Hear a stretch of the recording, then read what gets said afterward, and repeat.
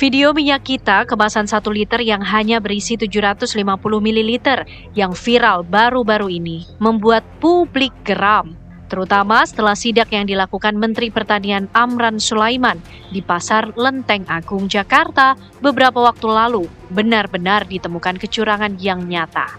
Satgas Pangan Polri kemudian turun tangan dan menyelidiki temuan tersebut.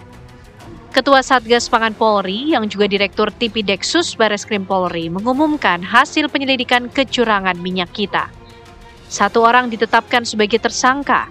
Tersangka merupakan pemilik sekaligus kepala cabang dan pengelola PT ARN. Polisi menemukan minyak kita yang dikemas tersangka hanya berisi sekitar 750 hingga 802 ml saja.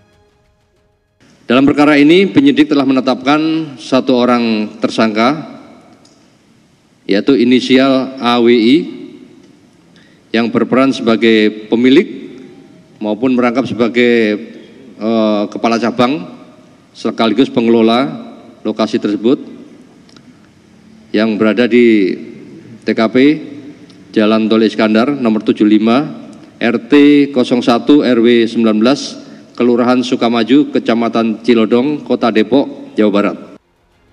Dirjen Perlindungan Konsumen dan Tertib Niaga Kementerian Perdagangan, Moga Simatupang menyatakan, bagi masyarakat yang merasa dirugikan atas kasus ini bisa mendapatkan kompensasi atau juga bisa membawanya ke meja hijau. Sebelumnya, polisi merilis 3 perusahaan yang memproduksi minyak kita. 2 perusahaan di Tangerang menjual di atas HET, sementara 1 perusahaan di Kudus telah tutup. Dari Jakarta, Zinedine Duhan, Bowo Iman, TV One mengabarkan.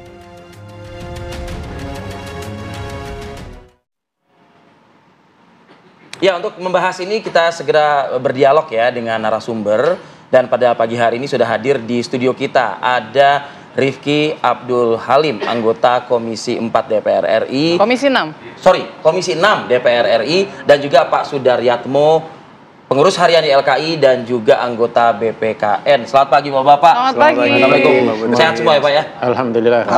Jadi puasa-puasa jangan sampai kita nggak teliti melihat tulisan 1 liter. Jadi boleh emosi nggak nih sebenarnya? Lo enggak, kita harus tetap mengendalikan diri kita. Tetap mengendalikan diri ya. Tapi kesel sih iya. Gitu. Tahan, lagi puasa. Dan juga ada AKP Siska Arina, Kanit 1 Subdit 1, Kriminal Khusus Polda Jawa Barat. Selamat pagi, Ibu Siska, Bu Kanit.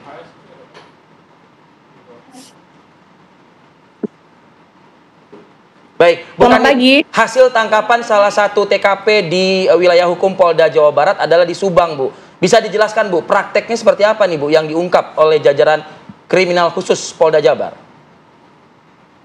Baik, Mas, kita jelaskan. Jadi pada tanggal 13 Februari 2025 kami mendapati laporan informasi dari masyarakat terkait adanya praktek minyak kita dengan bendera PT NNI yang seperti kita ketahui bersama adalah PT NNI ini adalah sudah disegel oleh Kemendak RI. Jadi pada saat kita mendapatkan laporan informasi dari masyarakat, kami langsung mendatangi TKP yang ada di Subang. Kemudian kami melakukan olah TKP dan kemudian kami melakukan proses penyelidikan, dan hingga saat ini kita sudah menetapkan 1 orang tersangka dengan inisial atas nama K. Demikian, Mas. Boleh digambarkan lokasi pabrik ini benar-benar dekat dengan rumah warga di situ atau terpencil, tersendiri? Beberapa ada lokasi rumah warga juga ada, namun untuk akses ke sananya lumayan terpencil, Mas, untuk menuju ke TKP. Oke. Baik, ini kan sebenarnya sudah disegel ya Bu Siska ya. Sejak kapan disegelnya dan masih tetap beredar itu berapa lama? Jadi tersangka ini membuat minyak kita dari akhir Januari minggu ketiga hingga pada saat kami terakhir datang pada tanggal 14 Februari 2025. Jadi kurang lebih 3 minggu tersangka ini memproduksi minyak kita. Oke, dan tapi untuk disegelnya sejak kapan saat ini sudah tidak ada yang beredar yang diproduksi oleh tersangka. Saat ini sudah kita lakukan penyitaan semua dan kita polis line untuk TKP yang ada di Subang, Jawa Barat. Oke, ini hanya 1 tersangka ya? Apakah memang hanya 1 orang yang beroperasi di pabrik tersebut atau ada pihak-pihak lain juga sebenarnya yang masih dalam penyelidikan atau penyidikan begitu? Baik, jadi untuk tersangka saat ini kami sementara masih menetapkan 1 orang tersangka atas nama dengan inisial K. Untuk tersangka yang lain sedang kita lakukan pengembangan, Mbak. Artinya itu mereka mempersiapkan atau provide botol-botolnya, lalu cetak labelnya, seperti itu ya? Bukan itu? Ya, benar. Jadi tersangka dengan sengaja menyiapkan sendiri untuk botol, kemudian tutup botolnya, segel dari label minyak kitanya, kemudian untuk mesinnya semuanya berasal dari tersangka semuanya.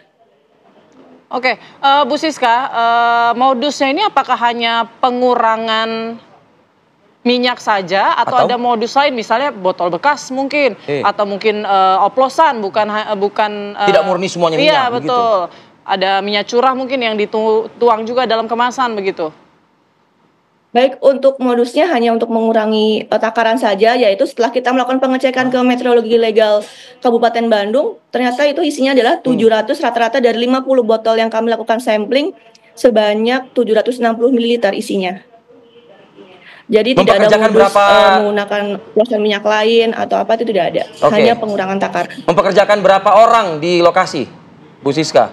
Kurang lebih 8 orang, Mas. Untuk pekerjanya yang dari masyarakat sekitar yang ada di dekat-dekat TKP di Subang, Jawa Barat. Artinya yang dipekerjakan ini masyarakat sekitar, dan masyarakat sekitar itu mengetahui nggak kalau misalnya tidak sampai 1 liter mereka itu mengemas per botolnya? Masyarakat dan atau karyawan itu tidak mengetahui, Mas, karena semua itu yang men-setting adalah tersangka dengan inisial K. Kemudian masyarakat yang atau karyawan yang dipekerjakan itu tugasnya hanya menurut atau sesuai dengan instruksi dari tersangka inisial K. Artinya ketika minyak dimasukkan ke dalam botol memang juga tidak ada takaran gitu ya, karena sudah computerized gitu. Ya, sudah menggunakan mesin yang sudah diatur oleh operator, yaitu oleh saudara K. Oke, untuk ancamannya sendiri, ancaman hukuman terhadap tersangka seperti apa, Bu Kanit?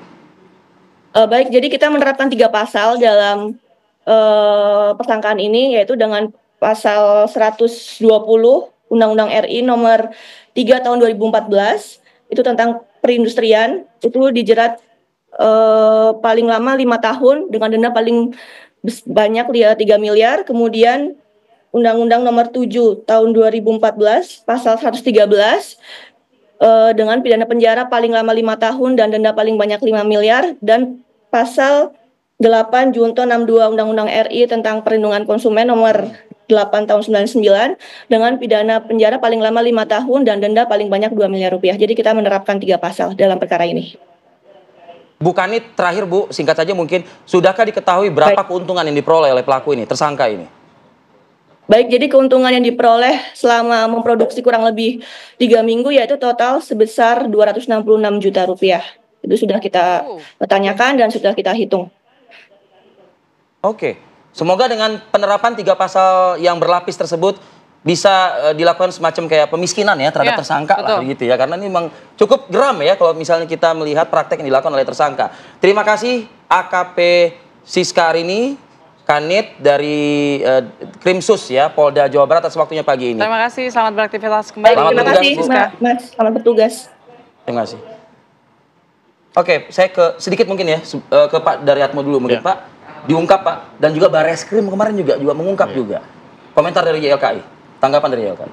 Ya, pertama ini ya, adanya pengurangan volume dalam minyak kita itu memang terang benderang melanggar ketentuan dalam Undang-Undang Perlindungan Konsumen tadi disebutkan. Disebut oleh Bu Siska ya? Bu Siska, kalau di Undang-Undang Perlindungan Konsumen pasal 8 ayat 1 huruf C, di mana pelaku usaha, ini yang dilarangnya itu ada 2. Pelaku usaha dilarang produksi dan memperdagangkan. Jadi yang bisa tersangka itu bisa yang memproduksi, bisa yang memperdagangkan barang, dalam hal ini minyak. Maksud memperdagangkan tuh? Pedagangnya. Pedagang di pasar berarti? Iya, jadi jadi di Undang-Undang Perlindungan Konsumen yang dilarang memproduksi dan memperdagangkan. Memproduksi kan sudah tersangka, Pak? Ya, barang dalam hal ini minyak tidak sesuai dengan ukuran volume sebagaimana mestinya di label dan ketentuan pidananya juga cukup jelas tadi sudah disebut Bu Siska di pasal 62 itu ancaman pidananya penjara 5 tahun atau denda 2 miliar. Tambahan lagi di dalam Undang-Undang Perlindungan Konsumen itu juga sudah menganut pidana korporasi gitu loh. Sehingga kalau pelakunya khususnya produsennya itu korporasi, itu juga polisi itu juga bisa yang dimintai pertanggungjawaban itu bukan orang per orang tapi korporasinya kayak gitu loh. Ini yang apa? Yang ada di Undang-Undang Perlindungan Konsumen. Memang yang jadi persoalan adalah terkait dengan kerugian konsumen kan gitu loh. Benar secara aturan bahwa konsumen itu berhak mendapat ganti rugi kan gitu loh. Cuma ini kan karakter dari kerugian konsumen itu kan nilainya itu tidak banyak tapi volumenya besar kan gitu. Satu itu. Terus yang kedua juga ada kendala teknis Jadi beberapa konsumen yang ngadu ke YLKI ya dia merasa dirugikan, tapi ketika kita elaborasi kerugiannya berapa, buktinya apa, itu tidak mudah bagi konsumen. Nah, ini memang perlu dirumuskan mekanisme ganti rugi seperti apa sih dalam konteks kerugian konsumen dalam kasus minyak kita. Jadi selain ganti rugi individu, mungkin ganti rugi itu dalam bentuk tadi dihukum membayar ganti rugi dan kerugiannya itu bukan untuk konsumen individu tapi untuk kegiatan upaya-upaya perlindungan konsumen kan kayak gitu loh. Baik. Nah, mungkin Mas Rifki bukannya mengganti maksudnya. Sebagai wakil rakyat di DPR ini sebetulnya kan salah satu fungsi DPR itu kan pengawasan. Controlling gitu. Nah, apakah ini udah berjalan cukup lama? Masyarakat juga sangat butuh yang namanya minyak tersebut begitu. Udahlah takaran kurang, harga pun juga naik di atas HET gitu loh Mas Rifki. Kita nanti elaborasi usai jeda ya. Kami akan jeda dulu sejenak untuk kembali saat lagi. Ya, Anda kembali di Apa Kabar Indonesia Pagi, pemirsa. Sebelum kita lanjutkan perbincangan kita juga akan ngecek nih di pasar-pasar ada di Jakarta dan juga Bandung. Apakah minyak kita ini masih beredar di pasaran? Sudah ada rekan kami, ada Rizka Sasabila di Jakarta dan Cepi Kurnia di Bandung, Jawa Barat. Kita ke Jakarta terlebih dahulu ya. Ada Rizka Sasabila. Rizka, bagaimana pantauan Anda? Masih ada nggak nih minyak kita? Masih ada nggak minyak kita yang beredar?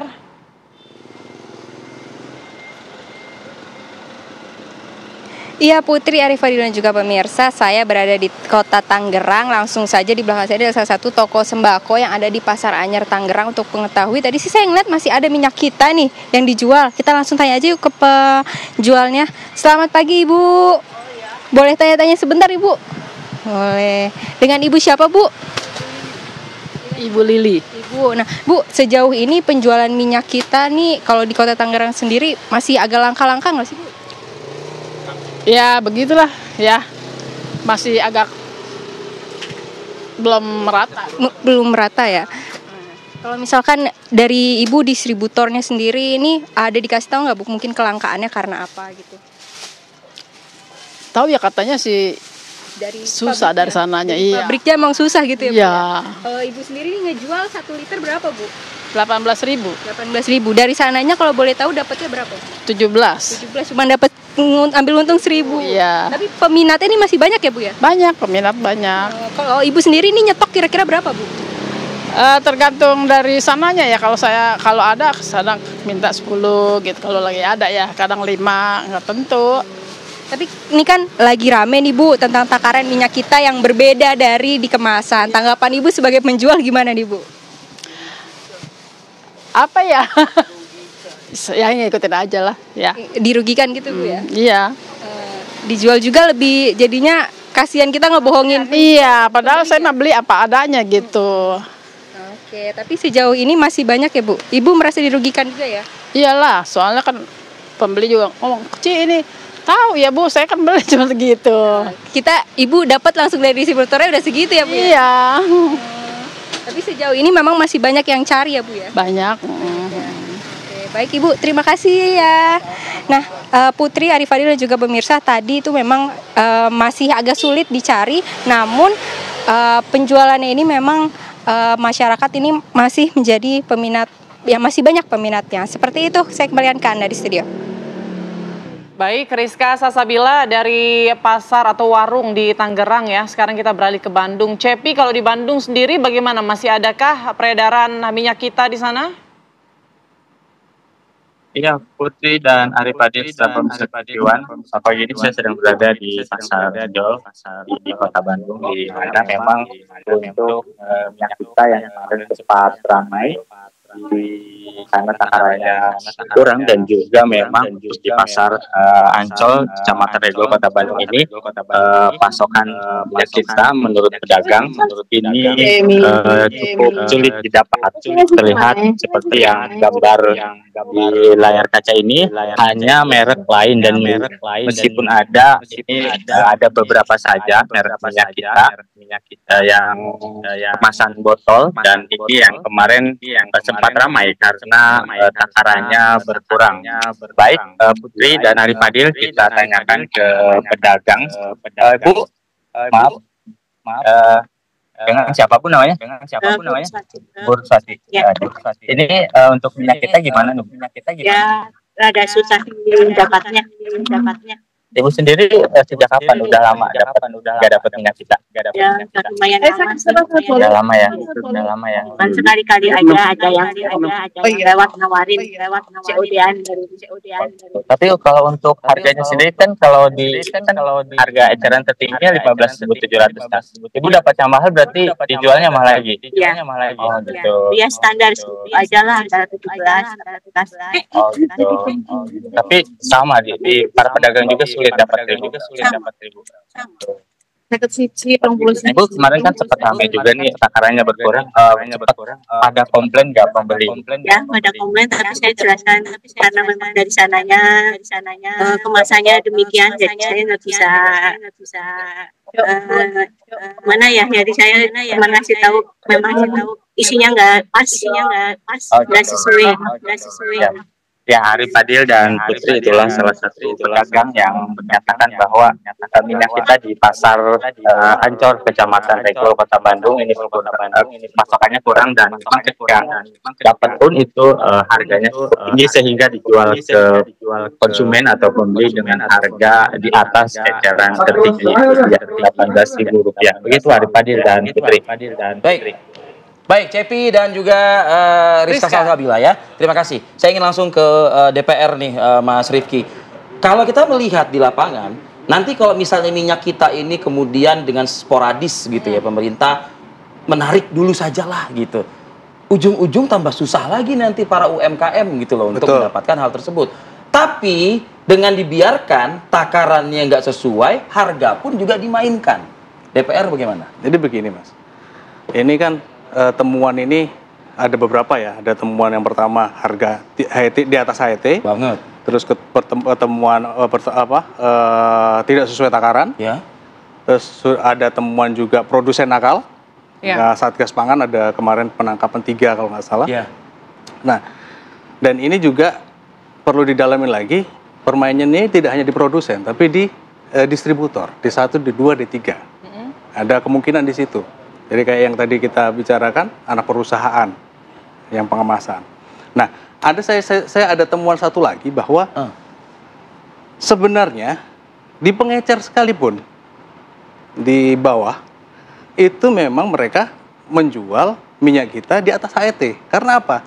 Karena meskipun minyak kita ini dijual di atas HET, ini harganya masih jauh lebih murah daripada minyak lain di pasaran. Jadi masyarakat tetap aja nyerap gitu. Nah, kalau kita menghentikan itu, makin susah masyarakat nanti. Iya. Nah, seperti saya bilang tadi kan gitu ya. Kalau kita sporadis, kita stop, kita tarik semua. Jadi harusnya solusinya apa? Ya mungkin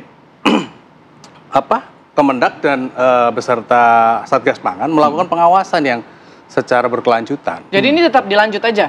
Yang sudah beredar, misalnya kayak tadi di warung-warung masih ada tuh. Ya, kan itu harus pengecekan tuh. Nah, kan ini pemberitaan sudah mulai masif ya. Jadi kita berharap dari konsumen-konsumen dan ini lebih jeli lah, gitu, lebih jeli.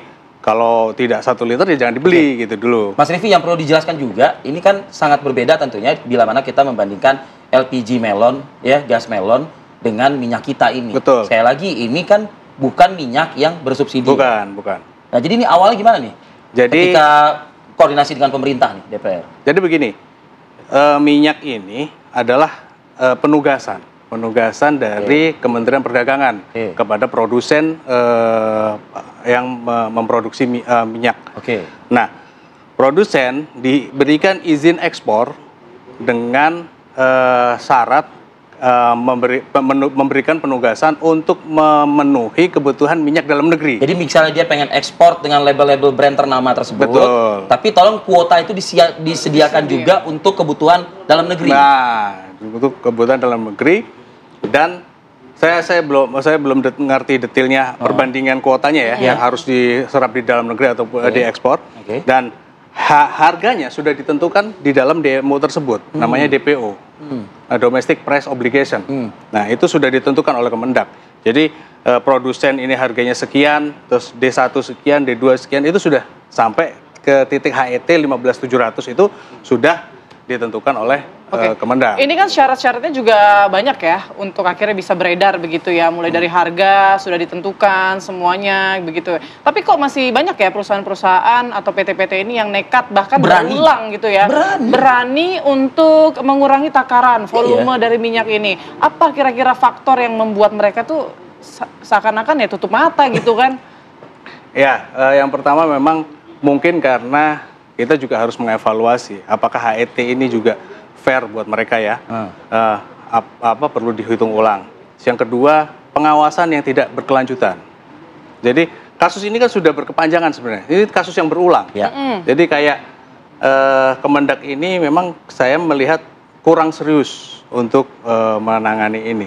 Jadi kayak kasus ini kayak permainan ini pencet balon. Jadi melendung di sini kita pencet, melendungnya sebelah kanan, begitu. Jadi nggak tuntas sih. Mereka bergerak hanya ketika ada aduan-aduan dan temuan-temuan. Seperti saat ini. Seperti saat viral ini. Dulu. Tapi maintain controllingnya. Betul. Begitu.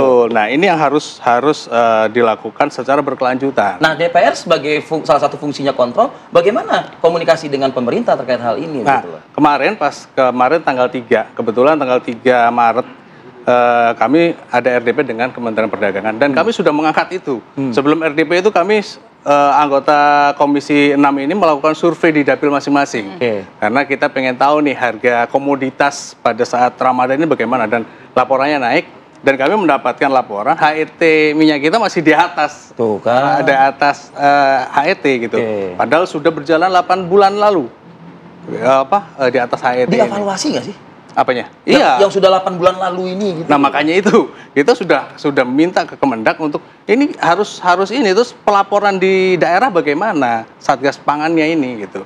Nah, memang Kemendak juga tidak bisa sendirian. Satgas Pangan ini harus melibatkan kepolisian, melibatkan pertanian begitu. Nah, regulasi Satgas Pangan ini memang kadang-kadang berbeda di setiap daerah karena ini kan di setiap kabupaten antar dinas gitu. Nah, ini yang harus diformulasikan agar Satgas Pangan ini bisa melakukan pengawasan secara berkelanjutan. Nah, kami kalau memang ini diperlukan, kami juga pengen memanggil kembali Kementerian Perdagangan, dalam hal ini Menteri Perdagangan. Saya rasa harus, Mas Rifki. Ya, untuk bagaimana memformulasikan roadmap, roadmap pengawasan dan Monef juga. Jadi tidak hanya roadmap, jadi monitoring terus. Jadi berkelanjutan. Jangan ketika ada kasus baru rame, ketika kasus baru rame. Ini sudah berkelanjutan soalnya. Baik. Monitoring dan juga tindakan tegas pastinya. Betul, Karena nggak hanya satu perusahaan, 1, 2, atau 3 tersangka mungkin yang ini pasti banyak melibatkan banyak pihak begitu ya. Tapi nanti kita bahas ya usai jeda berikut. Kami masih akan kembali pemirsa sesaat lagi, tetap bersama kami. Sebelum Ramadan, 1 minggu sebelum Ramadan, Bapak Presiden perintahkan agar menjaga pangan, harga pangan, stabilkan harga pangan, bila perlu turunkan. Itu perintah Bapak Presiden. Bayangkan Bapak Presiden pernah menelpon 3 kali 1 hari. Hanya menanyakan harga. Begitu pedulinya Presiden kita pada masyarakat, pada rakyat Indonesia. Akhirnya 1 minggu sebelumnya kami persuasif. Kami sampaikan kepada seluruh masyarakat, kepada seluruh pedagang, jangan ada menjual di atas HET, harga eceran tertinggi yang ditetapkan oleh pemerintah. Jangan mensulimi masyarakat di saat beribadah. Biarkan tenang beribadah di bulan suci Ramadan. Akhirnya kami melakukan operasi pasar. Saran perintah Bapak Presiden adalah operasi pasar seluruh Indonesia. Kita siapkan 4.500 gerai. Kita di seluruh Indonesia, yaitu PT POS, kita gunakan Bulog, ID Food, PTPN. Kita kolaborasi, kita operasi pasar besar-besaran. Ya. Nah, kemudian kami mengikuti 1 minggu. Hari pertama kami sidak, hari pertama puasa, kedua, ketiga, dan seterusnya. Kami cek di lapangan. Ada kenaikan harga. Minyak di atas HET. Beras naik sedikit, 2%. Saya katakan ini anomali. Pasti ada middleman, ada permainan di dalamnya. Ya. Karena kenapa? Produk khusus beras, produksi melimpah. Stok banyak. Nggak ada celah mengatakan harga naik, harga harus naik. Yang kedua, minyak goreng. Karena ini kebutuhan yang kebutuhan pokok bagi kita. Minyak goreng, kita produsen terbesar dunia. Dunia, bukan Asia, bukan Asia Tenggara, tapi dunia kita produsen terbesar. Ya. Kita mensuplai dunia kurang lebih 60%. Dan itu diproduksi di Indonesia. Ironisnya adalah harga minyak di Indonesia tinggi, di atas HET. Kemudian kita ada kesepakatan, DMO, kewajibannya para produsen menyetor kepada pemerintah, kemudian kita jual di bawah HET. Jadi HET-nya minyak goreng contoh 14.700. 15.700. Kami jual operasi pasar 14.700. Ini begitu sayangnya Bapak Presiden pada masyarakat. Turunkan pamentan Rp1.000. Kami turunkan. Tetapi kami cek di pasar masih ada kenaikan. Sehingga kami mencoba mengecek langsung setiap pasar sidak dan kami tidak ada settingan. Begitu hari Sabtu kami ke lapangan, ke pasar, kami temukan 3 produsen minyak goreng yang manipulasi berat minyak goreng. Hanya 1 botol tertulis 1 liter, tapi tidak sesuai. Hanya 750 ml. Artinya ini kurang 25%. Bayangkan kalau kali 2,6 juta atau 5 juta ton kebutuhan per tahun, itu berapa ratus miliar kerugian masyarakat. Ya baik, mungkin saya mau langsung ke Pak Yatmo. Pak Yatmo, ini kan sebetulnya minyak kita ini sudah ada sejak Juli 2022 kalau saya nggak salah ya. Nah, sejak Juli atau sejak 2022 ini, 2022, ada nggak sih keluhan-keluhan sebelumnya begitu? Sebelum ini viral, keluhan-keluhan soal minyak kita, bagaimana kualitasnya, atau kurang takarannya, volumenya, atau lain-lain? Ya, sebenarnya kalau secara historis keluhannya itu lebih ke soal harga dan kelangkaan kan. Oh gitu ya. Kelangkaan. Terus pemerintah salah satunya mengatasi tadi dengan minyak kita harapannya ketersediaan terpenuhi dan harganya juga dalam jangkauan kemampuan daya beli. Memang kalau yang mungkin harus dilakukan kajian itu terkait kebijakan penentuan HET sebenarnya. Jadi kalau di beberapa negara itu jarang pemerintah intervensi itu di harga. Jadi misalnya kayak Malaysia itu dia punya undang-undang kawalan harga, Price Control Act. Jadi bukan menentukan harga, tapi bagaimana pemerintah punya lembaga yang mengawasi pergerakan harga. Jadi kalau produsen menaikkan harga secara tidak wajar, dia bisa dipanggil untuk menjelaskan kenapa menjelaskan harga. Kita ada lembaga tersebut? Nah, kita belum ada. Kemudian di Australia juga dia intervensinya bukan di harga, tapi surveillance dia. Surveillance harga, pengawasan harga. Jadi siapa yang melakukan pengawasan? Ada lembaga khusus ada lembaga khusus. Jadi jadi gini kalau kita mengatur harga itu kan sangat liquid. Pemerintah nggak bakalan bisa pegang harga tadi. Kecuali tadi pemerintah itu punya komoditi gitu loh. Ya ini kan dalam konteks minyak goreng itu pemerintah intervensi di harga dalam bentuk HET, tapi komoditasnya itu ada di swasta kan gitu loh. Di swasta dan hitungannya itu juga jadi kalau hitungannya tidak masuk dari sisi biaya pokok, sudah barang tentu tadi pemerintah menetapkan HET tapi barangnya nggak ada gitu loh. Bisa jadi apa yang terjadi sekarang ini dalam bentuk mengurangi volume itu juga tadi untuk mekanisme penentuan HET-nya itu yang dari sisi bisnis itu tidak masuk itu loh di bawah biaya pokok itu ya, meskipun tidak dibenarkan loh Pak ya. Ya jadi Jadi apa? Kecuali gini ya, pemerintah juga konsekuen. Dia ngatur HIT, biayanya di bawah biaya pokok, kemudian dia menanggung selisih biayanya tadi. Berarti subsidi gitu jatuhnya kalau gitu. Tadi kan gitu loh. Nah ini karena nggak subsidi sih Pak mungkin Pak. Ya. Karena nggak subsidi jadi mungkin liar seperti ini jadinya begitu. Ya tadi ya Pak. Jadi ya Pak. Saya berpendapat bahwa pengaturan HIT itu akan efektif kalau pemerintah itu punya pegang komoditas. Contohnya beras lah itu. Dia bisa ngatur harga beras, barangnya ada di tangan dia gitu loh. Tapi kalau dalam kasus minyak goreng dan juga pernah gula itu juga diatur HIT-nya. Pemerintah mengatur HIT tapi komoditasnya itu ada di swasta kan gitu loh. Dan ketika HIT-nya ditentukan terlalu rendah, jadi kasus dulu HIT minyak goreng dan gula itu ditentukan pemerintah, dia pasang spanduk di retail, di retail itu tadi retailnya itu banyak diprotes konsumen karena ini ada spanduknya tapi barangnya nggak ada. Ketika retail tanya pemasok, Pak harganya terlalu rendah gitu loh. Saya nggak masuk harga yang ditentukan pemerintah kan gitu loh. Jadi ini yang Jadi kalau di beberapa negara itu ya tadi dia tidak mengatur HIT tapi mengawasi pergerakan harganya. Kalau harganya naik harus berusaha memberikan penjelasan. Ada warning dan gitu ya? sepanjang bisa dibuktikan bahwa terbentuknya harga itu tidak ada excessive margin dan tidak ada kartel, berarti harga itu bergerak secara wajar kan gitu loh. Kalau tidak wajar baru bisa tindak pidana ekonomi kan. Jadi ketika kenaikan harga dan bisa dibuktikan pelaku usaha menikmati excessive margin, bisa juga langsung dia, kamu kena pidana ekonomi kan gitu. Sebagai mitra pemerintah bisa itu direalisasikan di Indonesia. Sejumlah negara udah melakukan itu. Menurut saya sih hal itu bisa dilakukan karena kalau prinsip keekonomian itu ya fairness lah. Karena harus ada fairness. Jadi perhitungan pemerintah terkait HIT ini harus juga memperhitungkan keekonomian. Jadi biar pengusaha ini juga nggak main-main. Mengurangi volume atau menaikkan HIT segala macam. Cuman memang kembali lagi pengawasan. Meskipun kita misalnya nih harganya HIT dinaikkan misalnya atau dibebaskan, ini juga akan main-main juga kan? Orang kita udah batasi. Kalau ujung-ujungnya hampir mendekati brand-brand yang premium tadi gitu, yang ngapain mesti ada minyak kita kan? Betul. Makanya, nah minyak kita kan tujuannya adalah memberikan solusi minyak murah untuk masyarakat. Dimana pada saat itu memang langka, terus harganya juga tinggi begitu. Betul. Nah kan memang penugasan perusahaan-perusahaan lu udah cuan banyak nih ekspor, lu berkorban lah buat negara gitu. Nah itu kan tujuannya begitu. Jadi penugasan itu